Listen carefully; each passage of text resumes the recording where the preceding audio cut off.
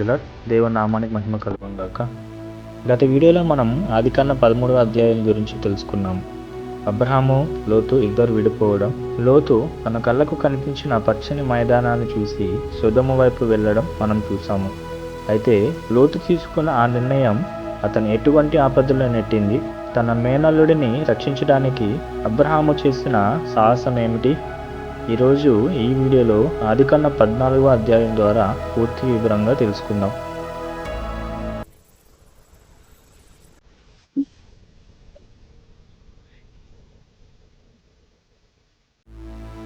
కథలోకి వెళ్తే ఆ కాలంలో కదొర్లాయోమరు అనే అత్యంత శక్తివంతమైన రాజు ఉండేవాడు.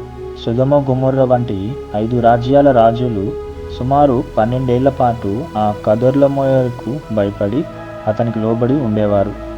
కానీ సరిగ్గా 13వ ఏట ఆ 5 రాజులు తిరుగుబాటు చేశారు. మేము నీకు లోబడం అని కదొర్లాయోమరును ఎదిరించారు. ఆ తిరుగుబాటుతో ఆగ్రహించిన కదొర్లాయోమరు ఊరుకోలేదు. సరిగ్గా 14వ ఏట తనతో పాటు మరో 3 బలమైన రాజులను కలుపుకొని ఆ 5 రాజ్యాలపై ప్రతీకారం తీర్చుకోవడానికి ఒక మహాయుద్ధాన్ని ప్రకటించాడు. వారు వచ్చే దారిలో ఉన్న రెఫాయిములను, జూబీయులను, ఎమీయులను, హోరీయులను, అమాలేకీలను మరియు అమోరీయులను ఓడించుకుంటూ వచ్చారు. చివరకు సిద్దిము లోయ వద్ద యుద్ధం జరిగింది. సిద్దిము లోయ ఇది ఉప్పు సముద్రం ప్రాంతం. ఆ లోయలో జిగురుమట్టి గుంటలు ఎక్కువగా ఉన్నాయి. సొదొమ గొమొర్రా రాజులు ఓడిపోయి పారిపోతుండగా ఆ గుంటలో పడ్డారు. మిగిలిన వారు కొండలకు పారిపోయారు. శత్రువులు ఆ పట్టణంలోని ఆస్తిని, అన్నపానాదులను దోచుకెళ్లారు. ఆ సమయంలో అబ్రహాము మేనల్లుడు లోతు సొదొమలో నివసిస్తున్నాడు. శత్రువులు సొదొమను దోచుకున్నప్పుడు లోతును మరియు అతని ఆస్తిని కూడా బందీలుగా తీసుకొని వెళ్ళిపోయారు. తప్పించుకున్న ఒక వ్యక్తి వచ్చి హెబ్రీయుడైన అబ్రహాముకు ఈ వార్త చెప్పాడు. అప్పుడు అబ్రహాము మమ్రే అనే అమోరీయుని గిలాకి చెట్టు దగ్గర నివసిస్తున్నాడు. అబ్రహాము వెంటనే తన ఇంట్లో పుట్టి శిక్షణ పొందిన 318 మంది సేవకులను వెంటబెట్టుకొని దాను అనే ప్రాంతం వరకు శత్రువులను వెంబడించాడు. రాత్రివేళ తన మనుషులను భాగాలుగా విడగొట్టి శత్రువుల మీద మెరుపుదాడి చేశాడు. వారిని హోబా వరకు తరిమి కొట్టాడు. హోబా దమస్కుకు ఉత్తర దిక్కున ఉంది. తమ మేనల్లుడు లోతును, అతని ఆస్తిని, స్త్రీలను మరియు ప్రజలందరినీ తిరిగి విడిపించుకొని వచ్చాడు. అబ్రహాము విజయం పొంది తిరిగి వస్తుండగా షావేలోయలో 2 వ్యక్తులు అతనికి ఎదురుపడ్డారు. మొదటి వ్యక్తి మెల్కీసెదెకు. ఇతడు షాలేము రాజు మరియు సర్వోన్నతుడైన దేవుని యాజకుడు. అతడు అబ్రహాము కోసము రొట్టెను, ద్రాక్షారసాన్ని తీసుకొచ్చాడు. అబ్రహామును ఇలా దీవించాడు: ఆకాశమునకును భూమికిని సృష్టికర్త అయిన సర్వోన్నతుడగు దేవుని వలన అబ్రహాము ఆశీర్వదింపబడును గాక.